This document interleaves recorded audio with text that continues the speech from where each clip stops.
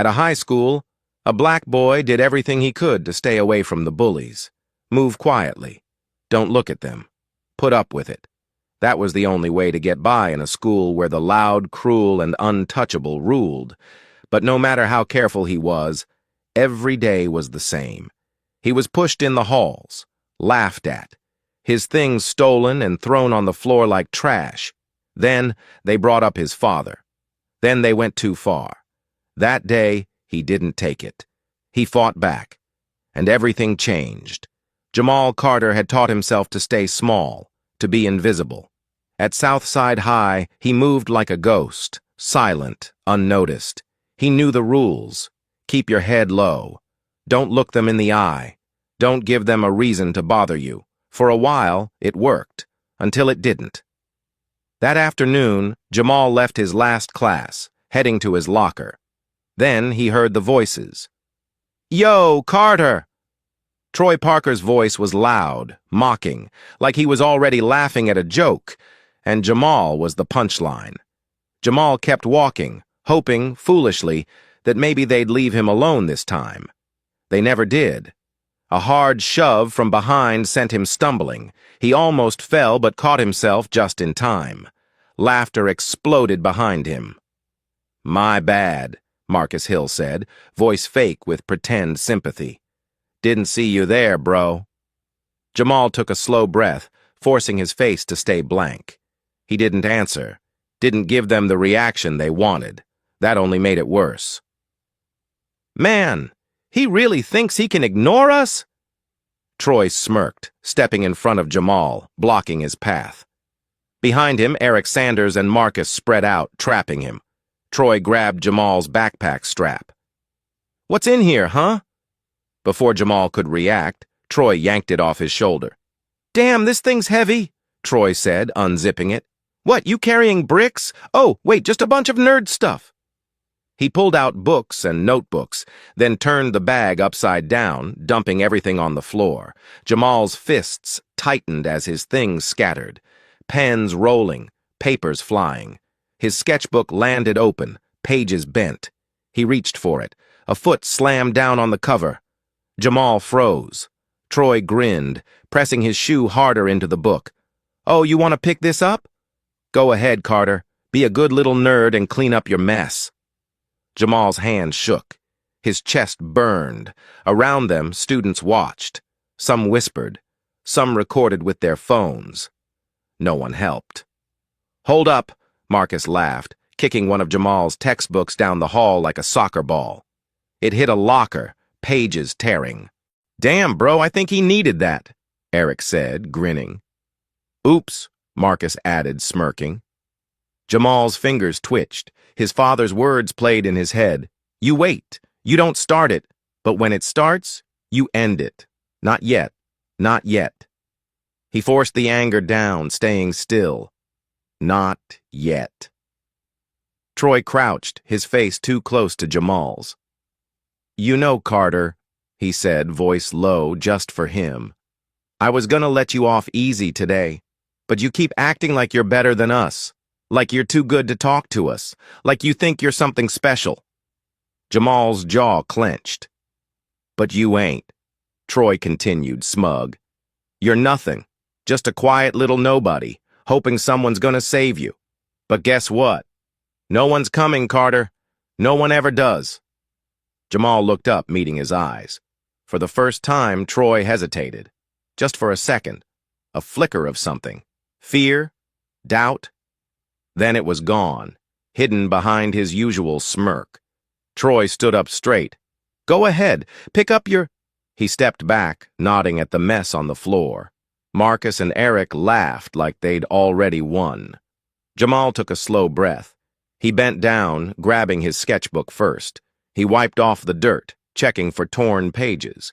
He moved carefully, gathering his things without a word.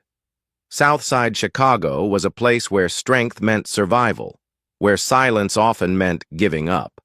But for Jamal Carter, silence wasn't weakness. It was a choice. At 16, he was tall but thin, with sharp eyes that hid more than they showed. His clothes were plain, his attitude calm. The wire-framed glasses on his nose made him look more like a quiet student than a fighter, and that was exactly how he wanted it. Because at Southside High, where the tough ruled and the weak suffered, staying unnoticed was the smartest move. Jamal wasn't weak. Far from it. Every morning before sunrise, he trained at the gym with his father, Raymond Carter, a man whose hands showed the marks of many fights. Raymond had once dreamed of being a champion boxer, but life had other ideas. A few bad matches, some fixed fights, and a career that never took off left him running a small boxing gym instead. But that didn't mean he had nothing to teach.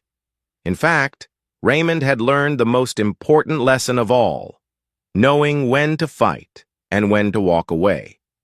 That was the lesson he hammered into his son every day, as the steady thud of fists hitting punching bags filled the quiet gym. "You're getting faster," Raymond said, watching Jamal throw a sharp 1-2 combo at the bag. His movements were smooth, controlled, but something was off. "But you're still holding back." Jamal paused, wiping sweat from his face. He didn't answer. He didn't need to. His father always saw right through him. "What's going on?" Raymond leaned against the ropes, arms crossed. "Something's on your mind. You're fighting like you're carrying a burden." Jamal kept his eyes down, tightening the tape around his hands. Part of him wanted to say it didn't matter, that it was just another normal day. But the words stuck in his throat. His father wouldn't believe him anyway. Raymond always knew when something was wrong. For a second, Jamal thought about shrugging it off. What was the point in talking? Complaining wouldn't fix anything. But then he remembered Troy's laughter, Marcus's mocking grin, the way the whole school just watched, never stepping in, never caring. His hands clenched into fists. He took a slow breath. Finally, he spoke. "It's the same thing every day. Troy, Eric, and Marcus never stopped. No matter what Jamal did, they pushed him into lockers, took his things, and talked badly about him. Nobody stepped in. Nobody cared. His father, Raymond, listened quietly, nodding slowly. He didn't cut Jamal off. That was one thing about Raymond. He let Jamal speak without pushing him to say more than he wanted. When Jamal finally looked up, Raymond let out a breath and rubbed his short gray beard. "Let me ask you something," Raymond said. "What's the most important rule in boxing?" Jamal frowned. He knew where this was going. "Don't start a fight you can't win." Raymond shook his head. "That's part of it. But the real rule, the real lesson, is knowing when to stand up. You don't throw the first punch, but you better throw the last one. You wait until the right moment, until you know they'll never mess with you again." Jamal let those words sink in. His father wasn't telling him to pick fights. He was telling him to finish them, to make sure that when he finally stood up, there would be no next time. No more chances for those who thought he was weak. Jamal nodded, tightening the wraps around his hands. He didn't say anything else, but something inside him changed. The anger and frustration he'd carried for so long felt different now. It wasn't just something to put up with, it was something to get ready for. The next morning, Jamal walked into Southside High like usual, head down, shoulders tense, blending into the crowd. The halls were loud with slamming lockers, squeaking shoes, and bursts of laughter. Just another day. But in the back of his mind, his father's words played on repeat. Wait for the right moment. He didn't know if today was that moment. Maybe tomorrow, maybe next week. But it was coming. As he reached his locker, he felt it. They were nearby. He didn't even need to turn around. "Hey, Carter!" Jamal didn't react right away. He kept his movements slow, turning his locker combination carefully. Then a hand smacked the back of his head. Not hard enough to knock him over, just enough to remind him who was in charge. "Don't ignore me, loser," Troy Parker sneered. Jamal took a deep breath before turning to face him. There they were, Troy, grinning like always, Eric standing behind him like a bodyguard, and Marcus, the loudmouth who laughed at his own jokes. "You look stressed, Jamal," Marcus said, smirking. Bad night? Or still upset about yesterday? Jamal stayed quiet. He wouldn't give them the reaction they wanted. Troy leaned in, lowering his voice. Or maybe, he said, you're just mad because everyone saw that video of your dad getting knocked out. Jamal's fingers twitched. Yeah, man. I watched it last night, Marcus added, shaking his head like he was upset. That guy got hit more than a punching bag. Eric laughed. That's your family, huh? A bunch of punching bags. He smirked. No wonder you never fight back. It's in your blood. Laughter filled the hallway, the kind that hurt worse than fists. Jamal felt anger burning inside, but he didn't let it show. He stood tall, his face blank. His father's words echoed in his mind. Stay calm. Don't hesitate when the time comes. Jamal waited, letting them think they had won. Then slowly he turned his head and stared at Troy. You guys watch boxing now? His voice was cool, almost mocking. He looked at each of them one by one. Funny, I didn't think soft guys like you cared about real fights. The laughter died. Troy's smirk faded for a second before turning cold. Marcus's smile wavered. Eric frowned, confused. What did you just say? Troy snapped. Jamal shrugged, his tone easy. I said you're soft. The words hung in the air, sharp, clear, like the first hit in a fight no one had started yet. Jamal could feel the tension, his challenge settling deep in their bones. Marcus let out a scoff, shaking his head. Oh, this guy thinks he's funny now? Eric cracked his knuckles. Nah, he thinks he's tough. Troy's jaw tightened. Then slowly he leaned forward, his voice low. You think we're weak? Jamal held his stare without blinking. Yeah. Troy took a sharp breath and stepped back, nodding to himself, his hands clenched into fists. All right, Carter. Let's see if you still think that when we're done with you. Eric grinned, rolling up his sleeves. Marcus stretched his fingers like a pianist preparing to play. Jamal's heartbeat steadied. His muscles felt loose, ready. He knew what was coming, but this time, he wasn't waiting to be hit. This time, he was ready to finish it. Jamal barely dropped his bag before Eric charged at him, throwing a wild right hook aimed at his jaw. It was sloppy, driven by ego and brute force, the kind of punch that only worked on inexperienced kids. But Jamal wasn't just any kid. He had spent his whole life watching his father train fighters, learning every move like second nature. He saw the punch coming before Eric even fully swung. The shift in weight, the tense shoulder. A tiny tell most wouldn't notice. Jamal dodged left, letting the fist cut through empty air.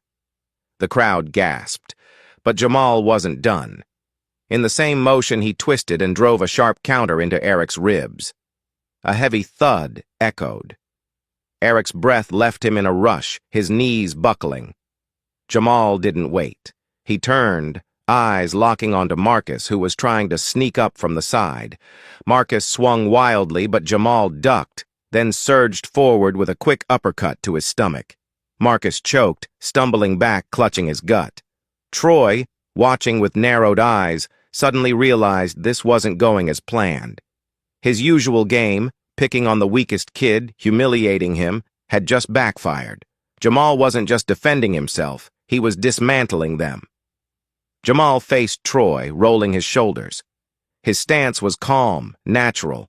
He wasn't reckless or angry, just controlled, precise, dangerous. Troy clenched his fists and stepped forward. All right, Carter, let's see what you've really got. Troy was faster than the others, more confident, but confidence didn't win fights, skill did. He threw a quick jab, testing Jamal's defense. Jamal tilted his head just enough to avoid it. Another jab, then a right cross.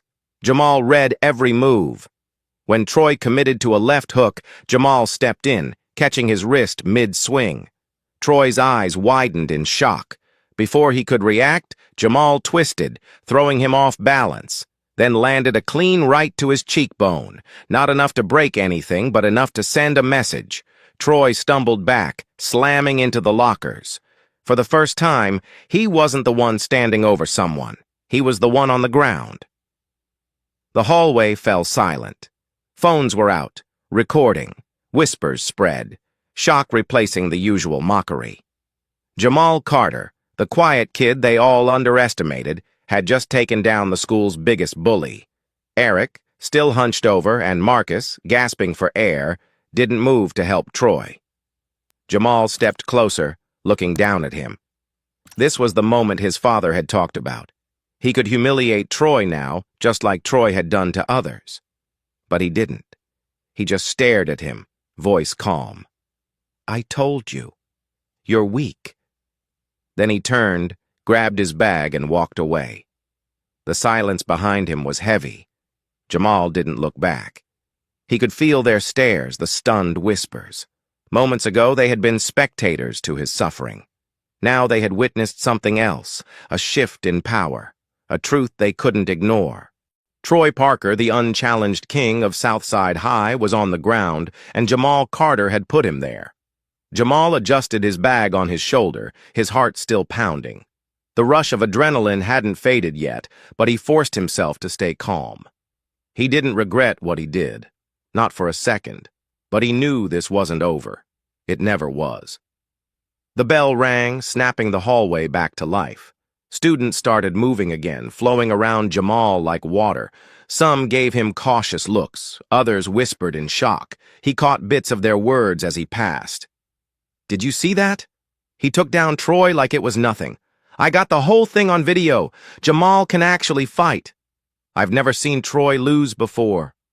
Jamal ignored it all, pushing through the noise. His mind was already on what came next. There were always consequences. By the time he reached his next class, the principal's voice crackled over the speaker. "Jamal Carter, please report to the main office immediately." Jamal let out a slow breath. There it is. He didn't rush. He walked at his own pace, steps steady. He had expected this, had been ready for it since the moment he threw that first punch. Fighting back and winning always came with a price.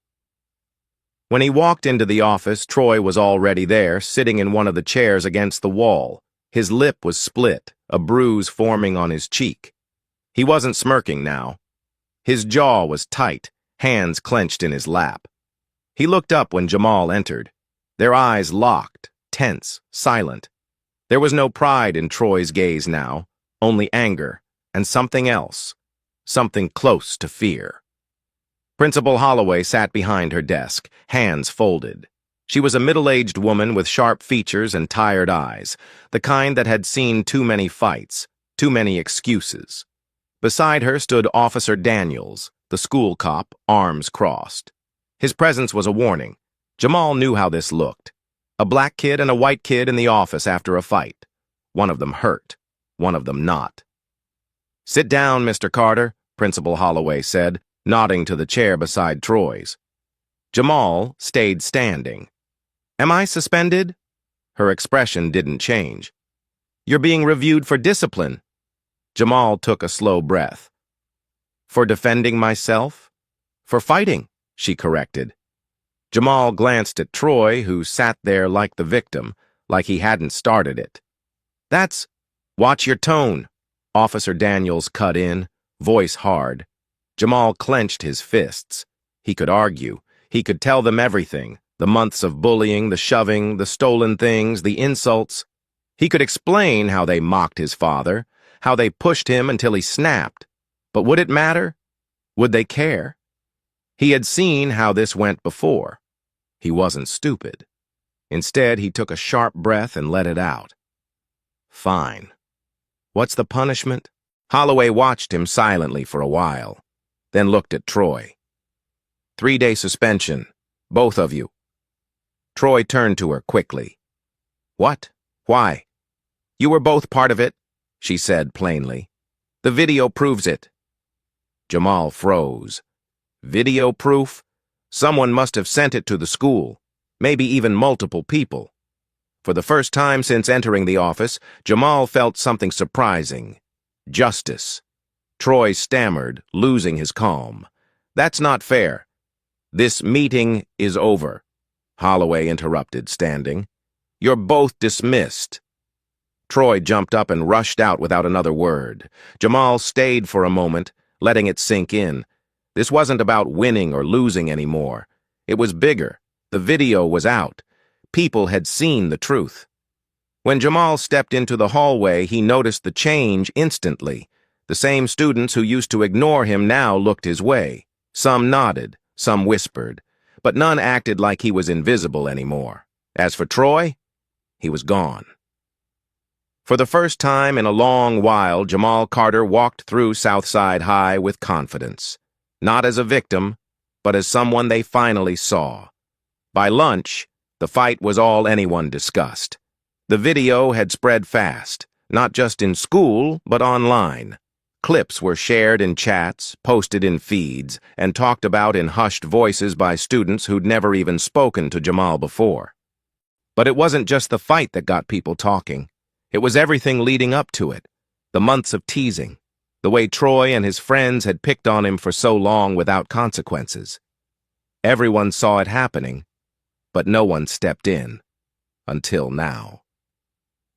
For the first time, people weren't just watching. They were asking why it took so long. Why did it have to come to blows before anyone cared? By the next day, the school had to act. During the morning announcements, Principal Holloway's voice came through the speakers, sounding more serious than usual. Many of you know about the recent fight on school grounds. It has started important talks about bullying, harassment, and the kind of environment we allow here. The classrooms went quiet. Everyone knew what she meant. Southside High does not accept violence, but we also can't ignore what led to it. Many students feel ignored, unsafe, and forced to deal with things no one should face. That stops now. Jamal sat with his arms crossed, eyes locked on the speaker. He expected a warning about fighting, but this was different. Starting today, we're putting new rules in place to stop bullying.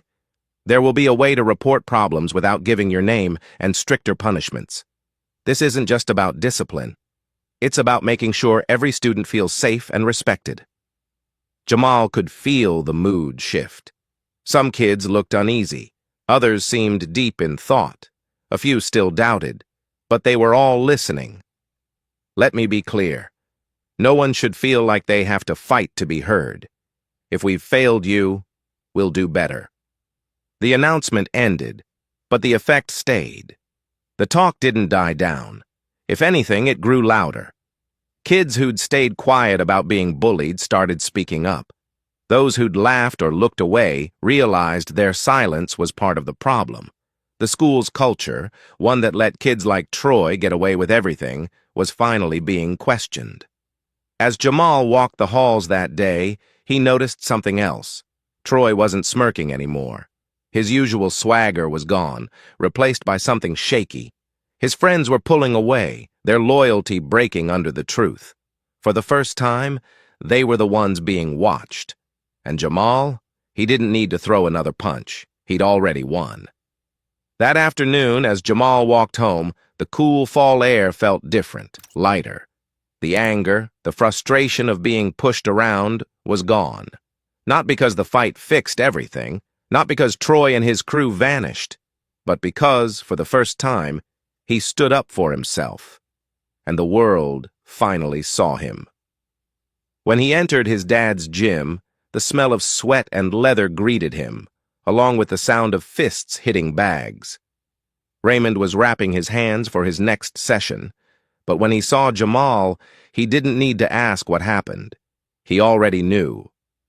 "So," Raymond said, setting the wraps aside, "you finally stood up for yourself." Jamal nodded. His father studied him, then pointed to the ring. "Come here." Jamal sighed, dropping his bag. "I just got out of a fight, old man." Raymond smirked. Jamal hesitated, then stepped into the ring. His father raised his fists. Jamal did the same. "You did what you had to do," Raymond said, "but a real fighter keeps moving forward." Jamal threw the first punch, sharp and clean. Raymond nodded in approval. Jamal wasn't just fighting anymore, He was becoming stronger. I hope you enjoyed this thrilling journey. On a scale of 1 to 10, how would you rate this story? Let me know in the comments below. Your feedback inspires more epic tales.